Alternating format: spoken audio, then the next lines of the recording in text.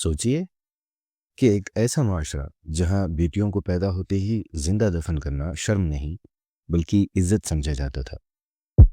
ایک ایسا دور جہاں مہمان نوازی میں تو لوگ اپنا سب کچھ لوٹا دیتے تھے، لیکن معمولی سی بات پر سگا بھائی اپنے بھائی کے خون کا پیاسا ہو جاتا تھا۔ یہ واقعہ اس وقت کا ہے جب عرب کے صحرا میں انسان تو تھے مگر انسانیت کم ہی نظر آتی تھی۔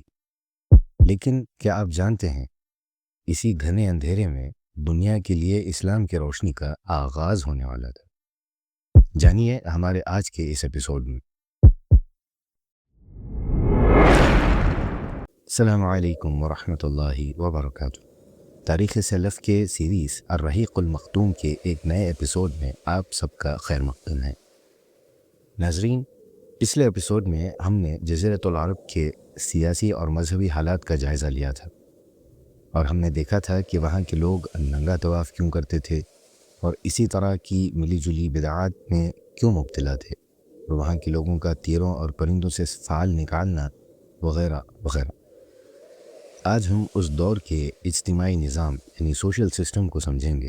ہم جانیں گے کہ اس وقت لوگوں کا رہن سہن کا طریقہ کیا تھا، خاندانی نظام کس بنیاد پر قائم تھا، کیا وہ لوگ تہذیب سے دور تھے یا ان میں کچھ ایسی خوبیاں بھی تھیں جنہوں نے انہیں دنیا کی قیادت کے قابل بنایا۔ آج ہم عرب کے اجتماعی، اقتصادی اور اخلاقی حالات کا وہ نقشہ دیکھیں گے جو آپ کو سیرت نبوی کو گہرائی میں سمجھنے میں مدد کرے گا۔ ناظرین، اس زمانے میں عرب آبادی مختلف درجوں میں بٹی ہوئی تھی۔ سب سے پہلے بات کرتے ہیں اشراف یعنی معزز اور سرداروں کے طبقے کی۔ اس طبقے میں عورتوں کو کافی عزت حاصل تھی، ان کی رائے کی اہمیت تھی اور ان کی حفاظت کے لیے قبیلے کی تلواریں نکل پڑتی تھیں۔ گھر کا سربراہ مرد ہی ہوتا تھا، لیکن نکاح عورت کے ولی کی اجازت اور نگرانی میں ہوتا تھا۔ لیکن تصویر کا دوسرا رخ کافی تاریکی والا ہے۔ عام معاشرے میں کچھ ایسے طریقے رائج ہو چکے تھے جو فطرت انسانی کے خلاف تھے اور جنہیں آج ہم بے حیائی کے سوا کوئی اور نام نہیں دے سکتے۔ ام المؤمنین عائشہ رضی اللہ عنہا بیان کرتی ہیں کہ زمانہ جاہلیت میں نکاح کی 4 قسمیں رائج تھی۔ پہلی قسم، یہ وہی پاکیزہ طریقہ تھا جو آج بھی ہمارے یہاں رائج ہے۔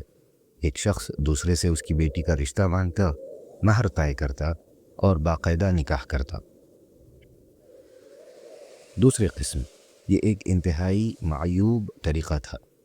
اس میں کچھ لوگ اپنی بیوی کو کسی بہادر یا نمایاں شخص کے پاس بھیج دیتے تھے تاکہ ہونے والی اولاد میں اس شخص کی طرح بہادری کی صفات پیدا ہو۔ اسے استبزاء کہا جاتا تھا۔ تیسری قسم، 10 سے کم لوگوں کا ایک گروپ کسی عورت کے پاس جاتا۔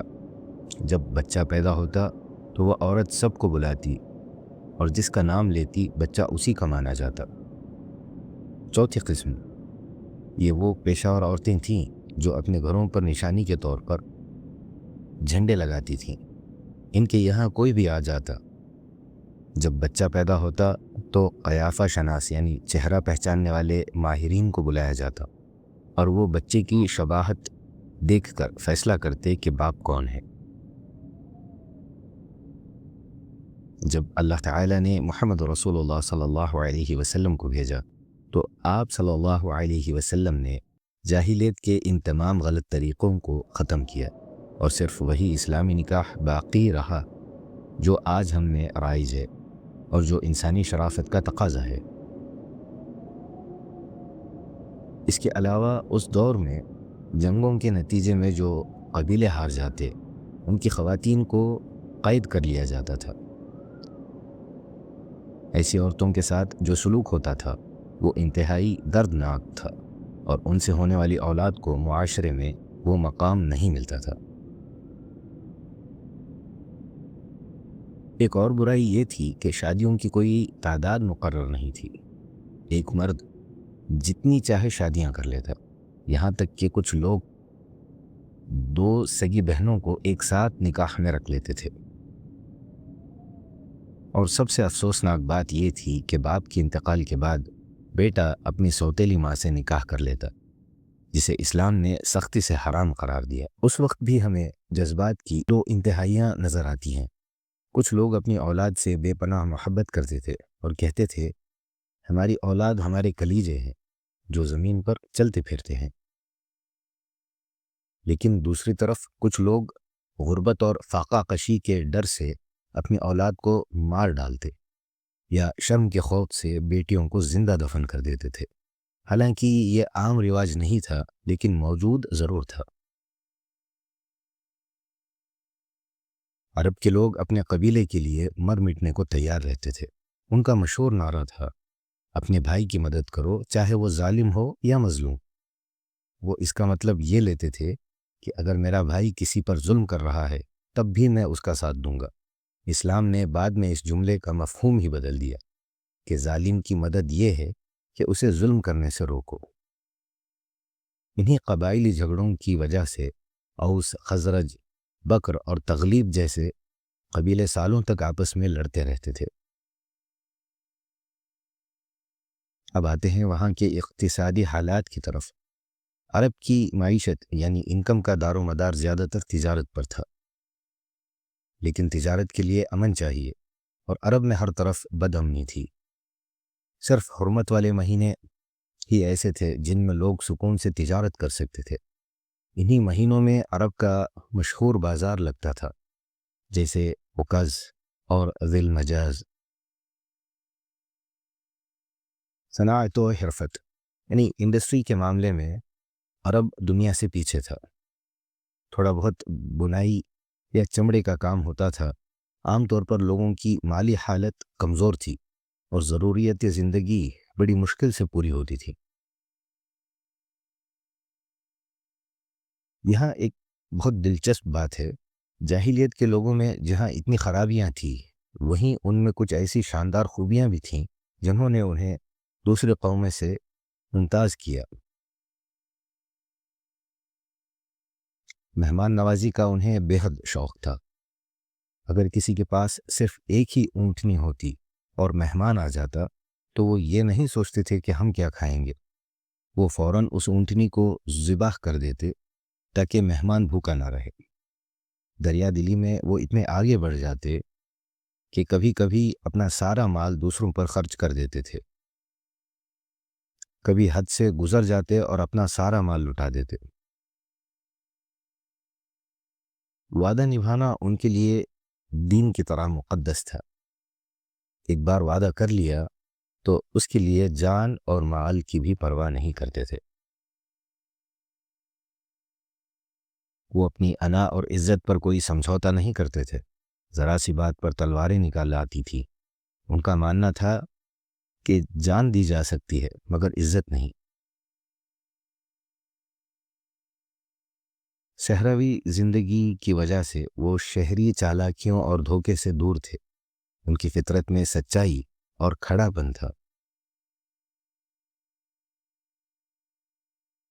یہی وہ کچی مٹی تھی جسے اسلام نے تراشا، ان کی ضد کو استقامت بنایا، ان کی لڑاکو فطرت کو جہاد فی سبیل اللہ کا رخ دیا، ان کی سخاوت کو صدقہ و خیرات میں بدل دیا۔ عربوں کے پاس وہ عزم تھا کہ جب وہ کسی کام کی ٹھان لیتے تو پیچھے ہٹنا نہیں جانتے تھے۔ اس طاقت نے اسلام کا جھنڈا پھیلانے میں بھی آسانی کی۔